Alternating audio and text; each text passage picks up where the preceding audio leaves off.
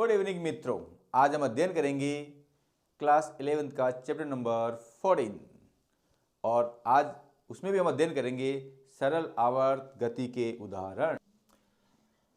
हमारे यहाँ पर जो सरल आवर्त गति है उसमें इसके मुख्य रूप से दो उदाहरण हैं और फिर एक इन दोनों को श्रेणी क्रम में और समांतर क्रम में बोलने पर एक तीसरा और हो जाता है। तो सबसे पहले हम इसके जो मुख्य उदाहरण है उनका अध्ययन करेंगे। पहला है क्षैतिज स्प्रिंग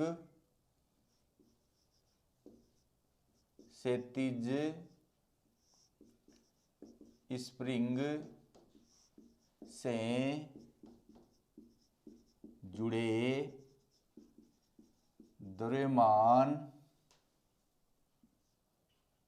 के दोलन।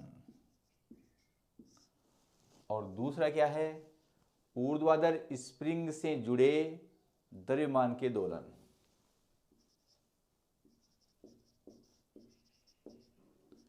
ऊर्ध्वाधर स्प्रिंग से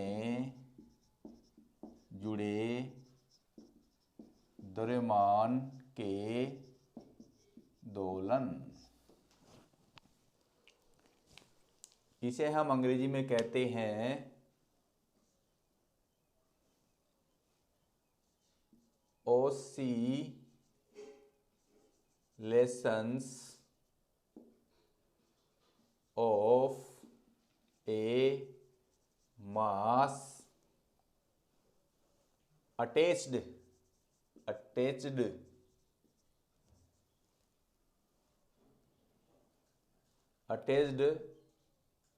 in horizontal spring।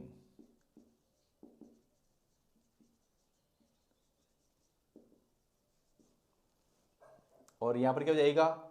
Vertical spring. तो सबसे पहले हम अध्ययन करते हैं क्षैतिज स्प्रिंग से जुड़े द्रव्यमान के दोलन। हम ये कल्पना कर लेते हैं कि ये कोई एक दृढ़ आधार है और उस दृढ़ आधार से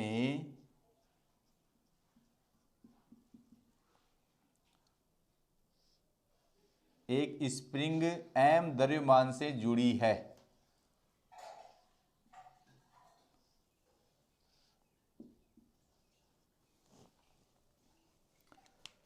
और फिर हम एक दूसरा आधार मानते हैं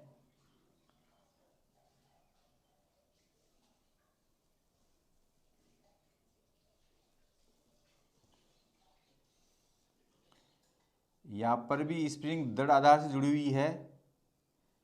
यहां पर हमने कुछ भी नहीं किया है।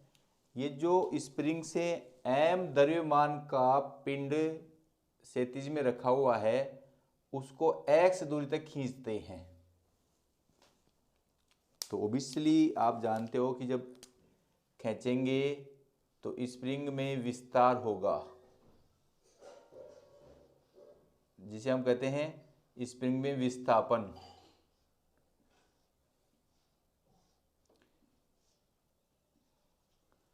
अब मैं यदि इसी के मिडिल में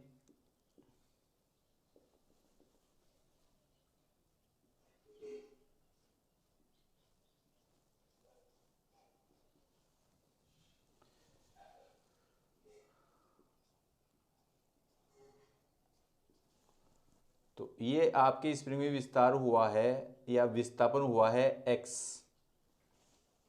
देखो क्षैतिज में विस्थापन हुआ है इसलिए मुझे x माना है, क्योंकि क्षैतिज में कोऑर्डिनेट x होता है। वैसे अपन विस्थापन को यहाँ पर कुछ भी मान सकते हैं, ये अपने पर डिपेंड करता है क्या मानना है क्या नहीं मानना है।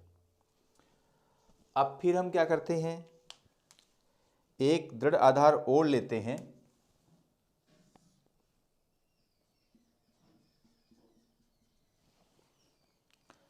उसमें हम क्या करते हैं, ये तो हमने स्प्रिंग को खींचकर यहाँ रखा है। जैसे ही हम स्प्रिंग को छोड़ेंगे तो स्प्रिंग पास में आने का प्रयास करती है। स्प्रिंग पास में आने का प्रयास करती है।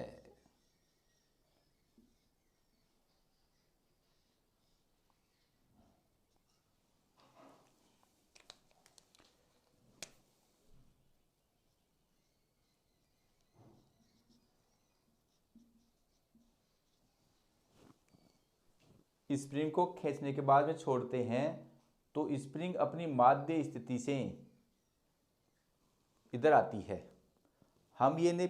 हमने पूर्व क्लासों में पढ़ा है कि जब हम स्प्रिंग को विस्थापन देते हैं तो उस विस्थापन की विपरीत दिशा में प्रत्यास्थता के कारण एक प्रत्यानयन बल F कार्य करता है, और जब स्प्रिंग संकुचित होती है तो विस्थापन की विपरीत दिशा में भी एक बल कार्य करता है F। तो जब हम स्प्रिंग को खींचते हैं तो विस्थापन हमने इस दिशा में किया है तो प्रत्यानयन बल उस दिशा में लगेगा, और जब विस्थापन इस दिशा में हो रहा है तो प्रत्यानयन बल इस दिशा में लगेगा। और दोनों ही बलों का मुख्य कार्य यह है कि वो स्प्रिंग को माध्य स्थिति या साम्य स्थिति में लाने का प्रयास करते हैं। इस चीज को मैं वापस एक बार रिपीट कर देता हूं। जब हम किसी स्प्रिंग को x विस्थापन पर खींचते हैं तो विस्थापन की विपरीत दिशा में प्रत्यास्थता के कारण एक प्रत्यानयन बल F कार्य करता है। अब देखो, विस्थापन हो रहा मेरा इधर, प्रत्यानयन बल कार्य कर रहा है इधर, विस्थापन इधर, प्रत्यानयन बल इधर। जैसे ही मैं स्प्रिंग को खींचकर छोड़ूंगा तो ये अपनी माध्य स्थिति से इधर विस्थापित हो जाती है। जब ये माध्य स्थिति इधर विस्थापित होगी तो प्रत्यानयन बल प्रत्यास्थता के कारण प्रत्यानयन बल इस दिशा में कार्य करेगा और विस्थापन इस दिशा में होगा। इन दोनों ही स्थितियों में जो विस्थापन और प्रत्यानयन बल एक दूसरे कार्य करते हैं, उनका मूल उद्देश्य होता है कि पिंड को साम्य स्थिति में लाना या माध्य स्थिति में लाना। माना पिंड का द्रव्यमान m है, जो कि हमने पहले ही मान लिया। माना पिंड का द्रव्यमान m kg है। अब हमने ये पढ़ा है कि x विस्थापन के लिए पिंड में प्रत्यानयन बल कार्य करता है और वो होता है F बराबर -kx, जहां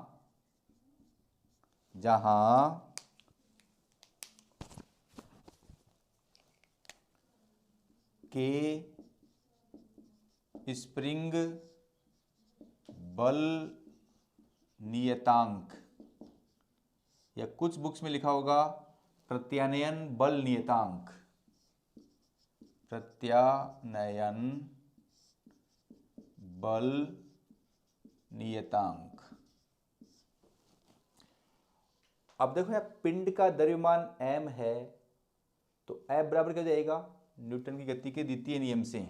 ये मेरा समीकरण नंबर 1 हो गया, और न्यूटन की गति के द्वितीय नियम से F बराबर होता है ma। तो समीकरण 1 और 2 से, समीकरण 1 और 2 से, समीकरण 1 वह 2 से ma बराबर -kx, तो a बराबर -k/mx। अब देखो, हम ये जानते हैं कि विस्थापन x है, तो विस्थापन में परिवर्तन की दर को हम वेग कहते हैं, और वेग में परिवर्तन की दर को त्वरण कहते हैं। यदि मैं वेग में परिवर्तन की दर यहाँ रख दूँ dx/dt, तो ये आपको जाएगा d2x/dt²। तो मैं a को क्या लिख सकता हूँ, d2x/dt², ये रख जाएगा प्लस km/x बराबर 0। अब जो यहाँ k/m है वो अपने पिछली क्लास में देखा था कि ये होता है आपका ओमेगा स्क्वायर, x बराबर 0। ये हो गया समीकरण नंबर 3, जहां ओमेगा स्क्वायर बराबर k upon m, that's implies omega बराबर under root k upon m, या यहाँ से लिख सकते हैं k is equal to m omega square. ये हमने पहले अध्ययन किया है। अब देखो यहाँ अपन देखें कि जो पिंड की गति के कारण हमने जो पिंड में x विस्थापन दिया, उस गति के कारण उत्पन्न त्वरण विस्थापन के समानुपाती है। देखो मैं इसको यहाँ से यूँ लिख सकता हूँ, a direct proportional to minus x।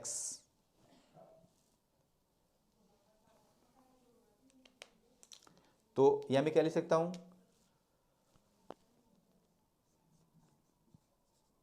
पिंड में गति के कारण पिंड में गति के कारण उत्पन्न त्वरण विस्थापन के समानुपाती होता है। देखो, पिंड में गति कारण उत्पन्न त्वरण विस्थापन x के समानुपाती होता है और विपरीत दिशा में होता है। विपरीत दिशा में होता है। यह वाक्य ये स्पष्ट करता है कि जब भी पिंड की गति के कारण उत्पन्न त्वरण विस्थापन के समानुपाती होता है और दिशा विपरीत होती है, तो यानी कि पिंड सरल आवर्त गति कर रहा है। अतः पिंड सरल आवर्त गति कर रहा है। अब यदि पिंड सरल आवर्त गति कर रहा है तो उस पिंड का आवर्तकाल भी होगा, उस पिंड की आवृत्ति भी होगी, उस पिंड की कोणीय आवृत्ति भी होगी। 1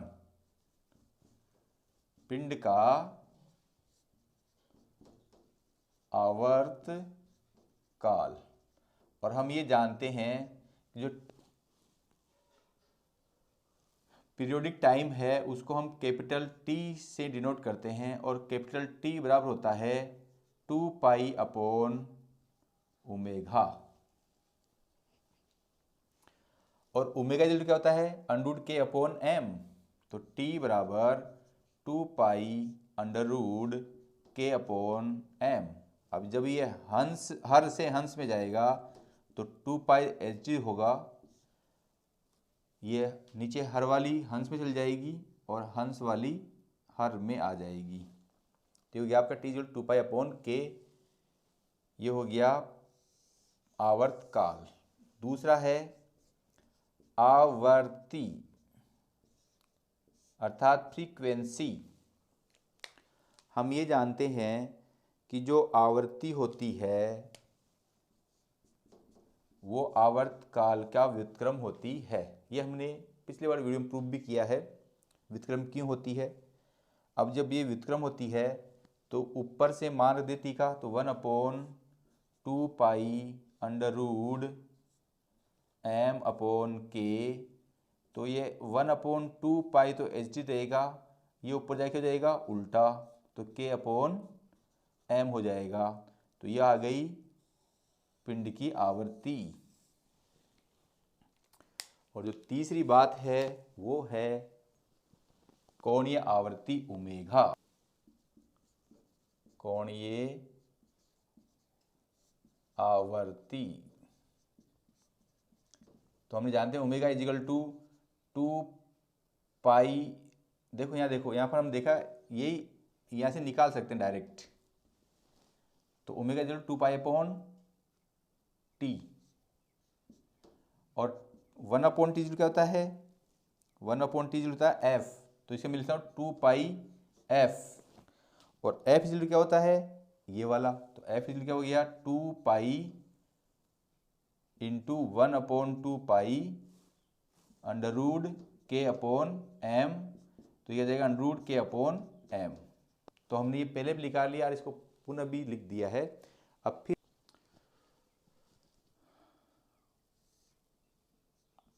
ये हमारा कोई दृढ़ आधार है,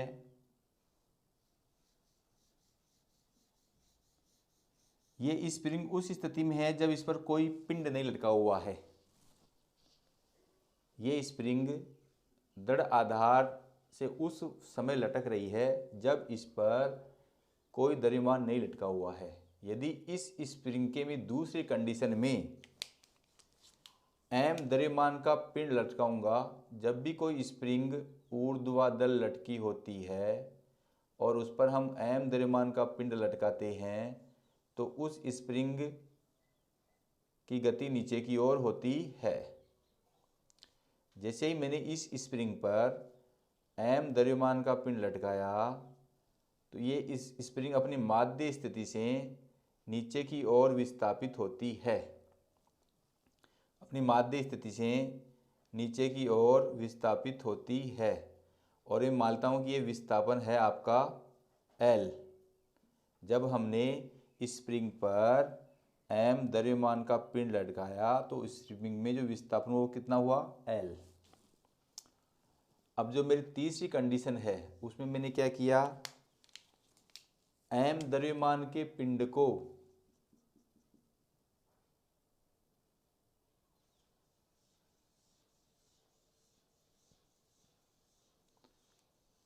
खींचकर y दूर तक विस्थापित कर दिया। m द्रव्यमान के पिंड को, जैसे मान लो कि इसकी माध्य स्थिति में यूं ले लेता हूं और मैंने इसमें क्या विस्थापन किया है, y विस्थापन किया है, यानी इसको पकड़ के खींचा। जब भी मैं m द्रव्यमान के पिंड को y विस्थापन दूंगा तो इससे मैं इसे y विस्थापन दूंगा और छोड़ूंगा तो ये क्या करेगा, सरल आवर्त गति करेगा या दोलन करेगा।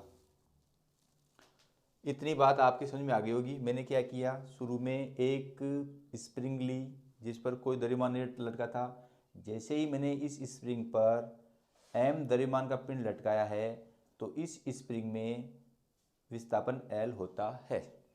फिर मैंने क्या किया, इस स्प्रिंग को L विस्थापन से और y विस्थापन दिया जिससे इसकी विपरीत दिशा में प्रत्यानयन बल कार्य करेगा, इसकी विस्थापन की विपरीत दिशा में प्रत्यानयन बल कार्य करेगा। देखो यहां पर भी प्रत्यानयन बल कार्य करेगा। अब देखो ये स्प्रिंग लटकी हुई है और हम ये जानते हैं कि जब कोई m द्रव्यमान के पिंड को हम लटकाते हैं तो गुरुत्व के कारण उस पर एक बल कार्य करता है जिसे हम भार कहते हैं mg, और वो mg यहाँ पर भी कार्य करेगा। अब हम ये जानते हैं कि ये mg नीचे की ओर कार्य कर रहा है और प्रत्यानयन बल ऊपर की ओर कार्य कर रहा है। यदि स्प्रिंग का बल नियतांक k है और यहाँ भी स्प्रिंग का बल नियतांक k है तो ये प्रत्यानयन बल क्या हो जाएगा, -kl। अब आप यहाँ देखिए स्प्रिंग में L विस्थापन करने पर प्रत्यानयन बल ऊपर की ओर लग रहा है और गुरुत्व के कारण भार mg नीचे की ओर लग रहा है। तो प्रत्यानयन बल F बराबर -kl। हमने देखा था कि क्या है, स्प्रिंग बल नियतांक, और L क्या है, जब हमने m द्रव्यमान का पिंड लटकाने पर स्प्रिंग में हुआ विस्थापन। और प्रत्यानयन बल से हम जानते हैं या हुक के नियम से जानते हैं, एक ही चीज है ये दोनों, हुक का नियम, ये हुक का नियम भी है, वैज्ञानिक हुक ने दिया था, हुक नियम से संतुलन स्थिति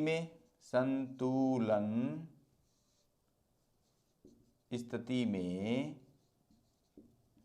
F प्लस एम जी बराबर 0 होगा। अब F बराबर क्या है, माइनस के एल प्लस एम जी बराबर 0, तो एम जी बराबर के एल, ये हो गया समीकरण नंबर 2। अब दोबारा हमने क्या किया, एम द्रव्यमान के पिंड को y विस्थापन दिया है। दोबारा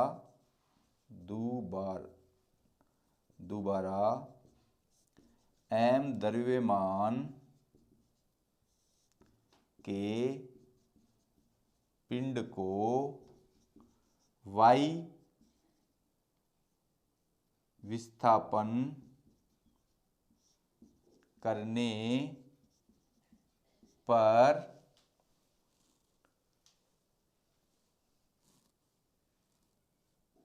पर लगा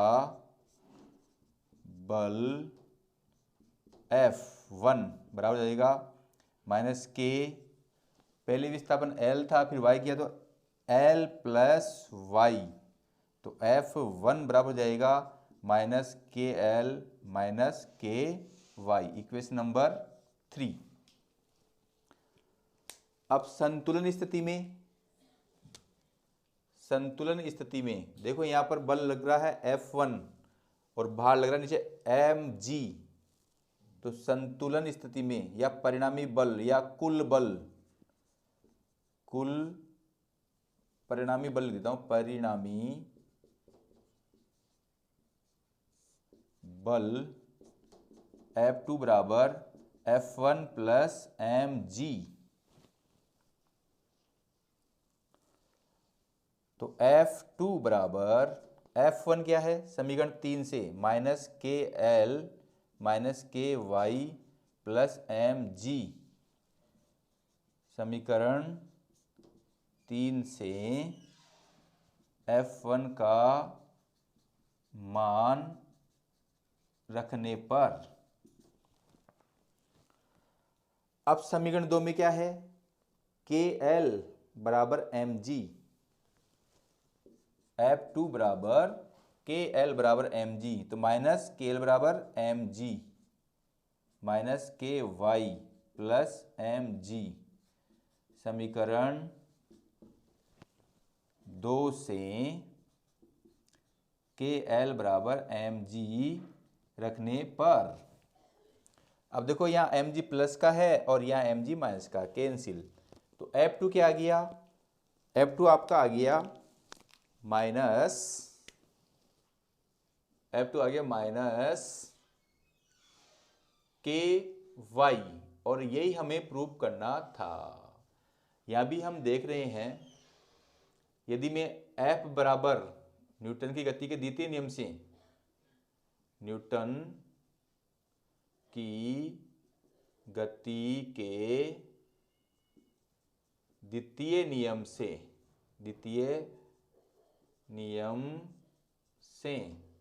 बल F बराबर ma माइनस के वाई, तो a बराबर हो जाएगा माइनस के अपॉन एम वाई। तो देखो इसको पूरी हम d2x अपॉन dt स्क्वायर लिख सकते हैं, और ये हो जाएगा ओमेगा स्क्वायर वाई बराबर 0, जहां ओमेगा बराबर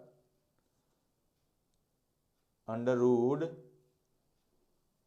के अपॉन एम। अब देखो यहां पर भी वही बात आ रही है,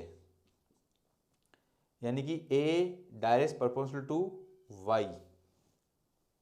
देखो k यहां पर स्प्रिंग बल नियतांक है या प्रत्यानयन बल नियतांक है, किसी पिंड का द्रव्यमान निश्चित रहता है इसलिए ये कांस्टेंट है, इसलिए क्या जाएगा a इजिकल टू a समानुपाती माइनस y। इस चीज को मैं लिख सकता हूं कि इस पिंड में y विस्थापन करने के कारण उत्पन्न त्वरण विस्थापन के समानुपाती होता है और विपरीत दिशा में होता है, जो कि सरल आवर्त गति को व्यक्त करता है,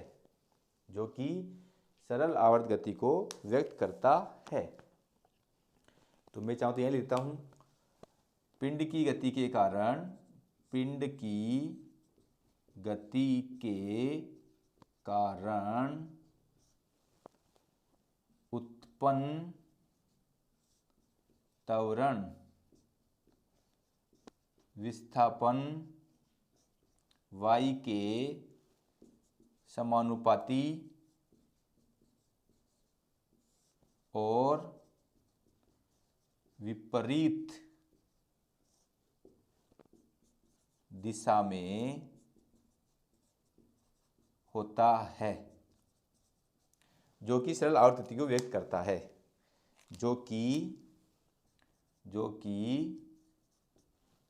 सरल आवर्त